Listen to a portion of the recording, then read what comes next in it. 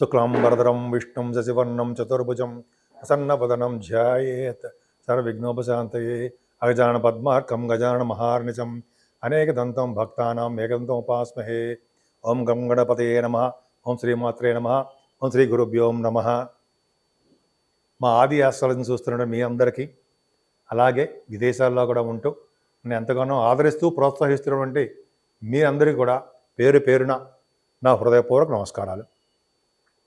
ఇప్పుడు మనం శుక్రుడి గురించి తెలుసుకుందామండి. దానికంటే ముందర శుక్రుడి గురించి మకర రాశిలోకి వెళ్తున్నప్పుడు, మకర రాశిలో ఉన్నప్పుడు శుక్రుడు ఏ ఫలితాలు ఇస్తాయో తెలుసుకుందాం. ముందర ఏంటంటే మీ జాతకాలు తెలుసుకోవాలనుకుంటే మీరు మా ఆది ఆస్ట్రాలజీని సంప్రదించవచ్చు.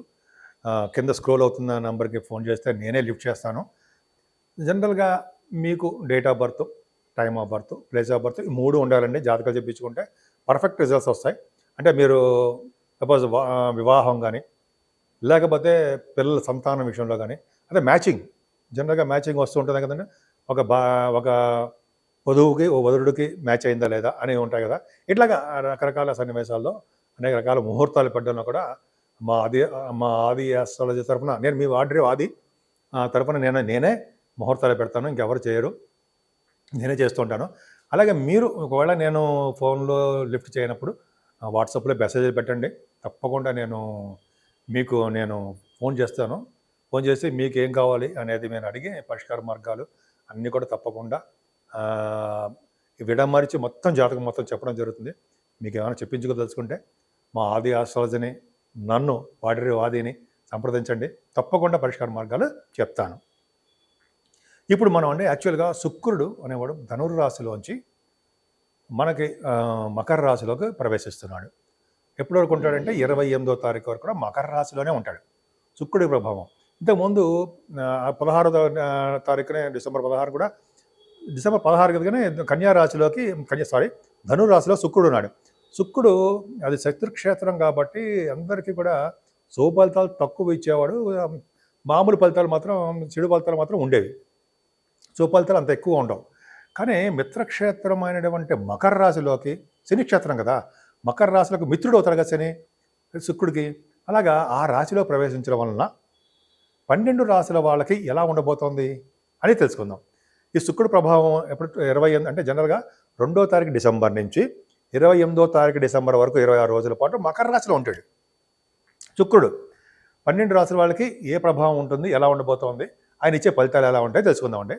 ముఖ్యంగా ముందుగా మేషరాశి వాళ్ళకి 2nd house lord and 7th house lord అవడం వలన మళ్ళీ ఆయన అంటే శుక్రుడు దశమ స్థానంలో ఉండడం వలన 10, 11, 12 స్థానాలు అంటే దశమ స్థానంలో ఉండడం వలన కొద్దిగా ఆయన ప్రాబ్లం అవుతుంది మీకు మేషరాశి వాడికి. ఎందుకంటేనండి 2nd house lord 7th house lord అయ్యి శుభత్వంలో ఉన్న సప్తమాధిపతి అయిన శుభుడు మళ్ళీ కేంద్రంలో ఉండడం తప్పు. అవునా? తప్పే. కానీ మీకు కూడా మ్యాలఫిక్ అవుతాడు మీ రాశి వాళ్ళకి. అందుకే కానీ ఆయనకి గురుదృష్టి ఉండడం వలన, సపోర్ట్గా గురుదృష్టి ఉంది శుక్రుడికి మకర రాశిలో ఉండడం వలన. సో మకర రాశిలో ఉండడం వలన శుక్రుడు ఏ ఫలితాలు ఇస్తాడంటే మీకు, అంటే మేషరాశి వాళ్ళకి, సినిమా రంగంలో ఉన్న వాళ్ళకి, టెలివిజన్ రంగంలో ఉన్న వాళ్ళకి శుభ ఫలితాలే ఇస్తాడు. అలాగే ఫైనాన్షియల్ స్టేటస్ పెంచుతూ ఉంటాడు.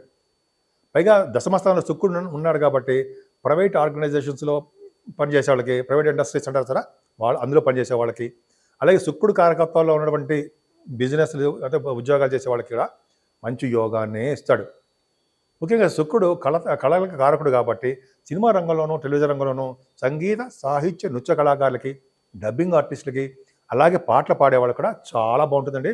ముఖ్యంగా సప్తమాధిపతిగా ఆయన కేంద్రంలో ఉన్న దశమంలో ఉన్నాడు కాబట్టి ఉన్న ఊరి నుంచి బయటికి వెళ్ళవలసి వస్తుంది. అంటే విదేశ పర్యటన ఉంటుంది. అంటే మీలో చాలామందికి షూటింగ్ల రీత్యా, మీ పనుల రీత్యా, గాయకులకి ప్రోగ్రామ్స్ విదేశాలు ఇవ్వడం రీత్యా మీకు ఈ 26 అంటే ఆల్మోస్ట్ డిసెంబర్ నెల మొత్తం 28 వరకు కూడా ఆయన మీకు విశేషమైన శుభఫలితాలే ఇస్తాడు దశమ శుక్రుడు. ఆయన మీకు 2nd హౌస్ లార్డ్ కూడా అయ్యాడు కాబట్టి 2nd హౌస్ లార్డ్ అవడం వల్ల పాపత్వం ఉన్నప్పటికీ ఆయన ధనాన్ని, మీకు రావాల్సిన బాకీలని ఇచ్చి తీరుతాడు. అంటే బాకీలని ధనం ఇచ్చి తీరుతాడు, ధనం వస్తుంది. అలా కుటుంబంలో వ్యవస్థ బాగుంటుంది. మీకు శత్రువులు కూడా మిత్రులు అయిపోతూ ఉంటారు. ముఖ్యంగా కుటుంబ సభ్యులందరూ కూడా మిత్రులు అవుతారు. ముఖ్యంగా మీకు ముఖవర్చస్సు బాగుండడము, పాటలు పాడడం, 2nd హౌస్ లార్డ్ అయ్యాడు కదా, పాటలు పాడేవాళ్ళకి, సంగీతం చేసేవాళ్ళు కూడా మంచి ప్రతిభ ఉంటుందండి, గుర్తింపు గౌరవం దక్కుతుంది, కంటిన్యూస్గా మాట్లాడే శక్తి మీకు భగవంతుడు ఇచ్చాడు. సెకండ్ హౌస్ లార్డ్గా ముఖ్యంగా ధనయోగం బాగా ఉంటుంది.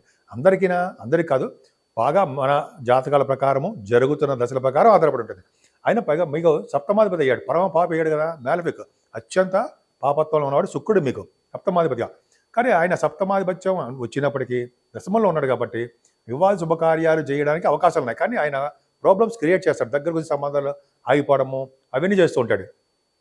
మళ్ళీ కేంద్రంలో ఉన్నాడు కాబట్టి, కానీ ఆయన గురుదృష్టి ఉంది కాబట్టి పర్వాలేదు. ఏదేమైనా కూడా సప్తమ స్థానంలో ఉన్నాడు కాబట్టి మీకు బిజినెస్ల పట్ల బాగా డెవలప్ చేసుకుంటారండి. అంటే వస్త్ర పరిశ్రమలు కానీ, లేకపోతే బిజినెస్ గోల్డ్ బిజినెస్ ఉంటాయి సరే, వెండి వ్యాపారస్తులు, వీళ్ళందరూ కూడా బిజినెస్ సంబంధించిన వ్యవహారాలు, అలాగే కొత్త బిజినెస్ శుక్రుడు కారకత్వంలో ఉన్న బిజినెస్లు మీరు పెడతారు. వస్త్రాలు అమ్ముతుంటారు సరే, బట్టల వ్యాపారస్తులు, వాళ్ళు చాలా బాగుంటుంది. అంతేకాకుండా మీరు కొత్త వ్యాపారాలు స్టార్ట్ చేస్తూ వ్యాపార విస్తరణ చేసుకుంటూ వ్యాపారాల్లో భాగస్వామి కూడా చేర్చుకుంటుంటారు. అది సక్సెస్ అది తీరుతుంది. ముఖ్యంగా దశమంలో శుక్రుడు ఉన్నాడంటే, మీకు దశమంలో శుక్రుడు కాబట్టి విదేశ పర్యటన చేయించడంతో పాటు ఆయన పుణ్యక్షేత్ర దర్శనాలు చేయిస్తారండి. ఆయన పుణ్య నదుల స్థానాలు, పుణ్యక్షేత్ర దర్శనాలు, కాశీ వంటి క్షేత్ర దర్శనాలు, దశమం కదా కర్మస్థానం, పైగా అమ్మవారి యొక్క ఆరాధన చేసుకున్నట్టుగా చేయడాలు కూడా శుక్రుడు వల్లనే కలుగుతాయండి. అంటే ఆయన దశమంలో శుక్రుడు ఉన్నాడంటే మీకు మంచివాడు కాకపోయినా కేంద్రాధిపత్య వచ్చాడు కాబట్టి దశమంలో ఆయన యోగించడు. కానీ గురు ప్రభావం వల్ల శుక్రుడు ముఖ్యంగా ఫస్ట్ వాళ్ళకి చేసేది ఎవరు, మంచి చేసేది ఎవరికే అంటే సినిమా రంగంలో ఉన్న వాళ్ళకి, రాజకీయ రంగంలో ఉన్న వాళ్ళకి కూడా. రాజకీయ రంగంలో ఉన్న వాళ్ళకంటే శుక్రుడు ప్రభావం మాత్రం సినిమా కళారంగంలో ఉన్న వాళ్ళకి బాగా విశేష ప్రతిభ కనుబరుస్తాడు. అందుకని మీరు అమ్మవారు పూజలు ఎంత చేసుకుంటే అంత శుభ ఫలితాలు వస్తాయండి. ముఖ్యంగా ధన విషయంలోనూ సక్సెస్ అవుతారు. ఆర్థికంగా అంటే ధనం, అంతేకాకుండా సప్తమ స్థానం కాబట్టి భార్యాభర్తల విషయంలోనూ అనురాగం పెరగడము, అలాగే త్వరగా వివాహ శుభకార్యాలు జరగడానికి కూడా ఎక్కువ అవకాశాలు ఉన్నాయి. సో మీరు పూజించవలసిన దేవుడు అమ్మవారిని పూజించండి, విశేషమైన శుభ ఫలితాలు కలుగుతాయి. ఇప్పుడు శుక్రుడు మారడం వల్ల అండి 12 రాసుల వాళ్ళకి శుక్ర ప్రభావం ఉంది కదా, చెప్పాను కదా. మరి రెమెడీస్ మరి ఏం చేయాలి, మేము ఆల్రెడీ చెప్పాను. కానీ ఇంకా ఏం చేయాలి, ఇంకా ఏం చేస్తే బాగుంటుంది అని అనుకుంటే మన ఇంట్లో చేసేది ఏముంది పోనీ అనుకుంటే, జనరల్గా అండి అమ్మవారికి లలితా సహస్రనామాలు అంటే బాగా ఇష్టం.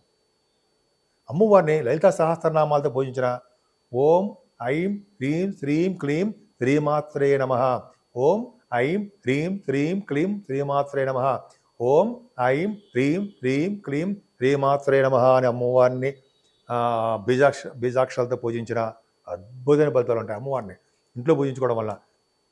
సరే, మనం టెంపుల్స్కి వెళ్తామండి. అమ్మవారి టెంపుల్స్కి ఎక్కడికి వెళ్ళినానండి, మంగళవారం పూట, అంటే మంగళవారం అమ్మవారిని పూజించడం వల్ల నిమ్మకాయలతో అంటాం కదా, నిమ్మకాయలు తిప్పి మనం దీపాన్ని వెలిగిస్తాం కదా, రాహుకాల పూజలు అంటాం కదా, అది చేసుకున్నా. శుక్రవారం కూడా అమ్మవారికి చాలా ఇష్టం అండి.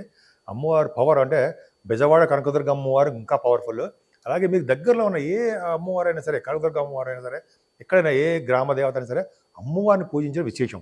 అలాగే సంతోషమాత అమ్మవారిని పూజిస్తే సకల శుభాలు కలుగుతాయి అమ్మవారు కదా. అలాగే ఆ అమ్మవారికి కనకదుర్గ అమ్మవారైనా సరే ఎవరైనా సరే ముఖ్యంగా కుంకుమ పూజ చేయించాలండి. కుంకుమ పూజ ఎరుపు అంటే ఆవిడకి ఇష్టం, దోషాలు పోగొడతారు. అలా ఎటువంటి గ్రహ దోషాలు ఉన్నా అమ్మవారి కుంకుమ పూజ చేయించుకుంటే పర్ఫెక్ట్గా గ్రహ దోషాలు పోతాయి. ఎందుకంటే అమ్మవారి యొక్క ఆధీనంలోనే ఈ గ్రహాలన్నీ ఉంటాయని చెప్పి మన శాస్త్రాలు ఉన్నాయి కదా, మనం చదువుకున్నాం, మనం విన్నాం కూడా. అవును, సరే, అది ఒకటి. అంతే కదా, కొంతమంది మనం ఈ చండీ హోమాలను చేయిస్తుంటారండి. చండీ హోమాలు కూడా చేయించుకుని చాలా మంచిది. ఎందుకంటే అందులోనే నవగ్రహాలకి కూడా వాళ్ళు ఆవాహన చేస్తూ ఉంటారు పూజలు, హోమాలు. అంటే చండీ హోమంలోనే ఈ చండీ నవగ్రహాల యొక్క ఇది ఉంటుంది. అదొకటి చండీ సప్తసతి అని ఉంటుంది. అది ఇలాగనే చేయించుకోవడం వల్ల శుక్రుడు వల్ల వచ్చే దోషాలు ఏమైనా ఉంటే అరికట్టడమే కాకుండా శుక్రుడు వచ్చే శుభ ఫలితాలు ఎక్కువ ఇవ్వడానికే అవకాశాలు ఉంటాయి. ఆవిడ ఎటువంటి యాక్సిడెంట్స్ కాకుండా, ఎటువంటి చెడు దృష్టి మనమే పడకుండా, ఎటువంటి ప్రాబ్లమ్స్ లేకుండా సదా రక్షగా అమ్మవారు మనల్ని కంటికి రెప్పలా కాపాడుతారనడంలో సందేహం లేదండి. ఈ 12 రాసుల వాళ్ళు ఆచరించదగ్గ పనులు ఇవే, అమ్మవారి యొక్క పూజలే.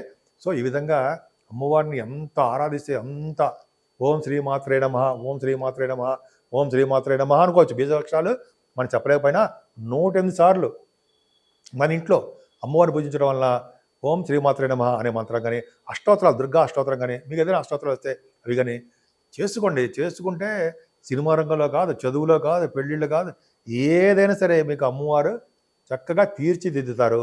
అన్ని రంగాల్లోనూ వృద్ధి కలిగించేటే చేస్తారు. శుక్రుడి ప్రభావం అలా ఉంటుందన్నమాట. కొన్ని కొన్ని రాశులకి మరి మంచివాడు కాదన్నాం కదా, ఆ రాశుల వాళ్ళకు కూడా ఆవిడ యోగాన్నే కలిగిస్తారనడంలో ఏమాత్రం సందేహం లేదు.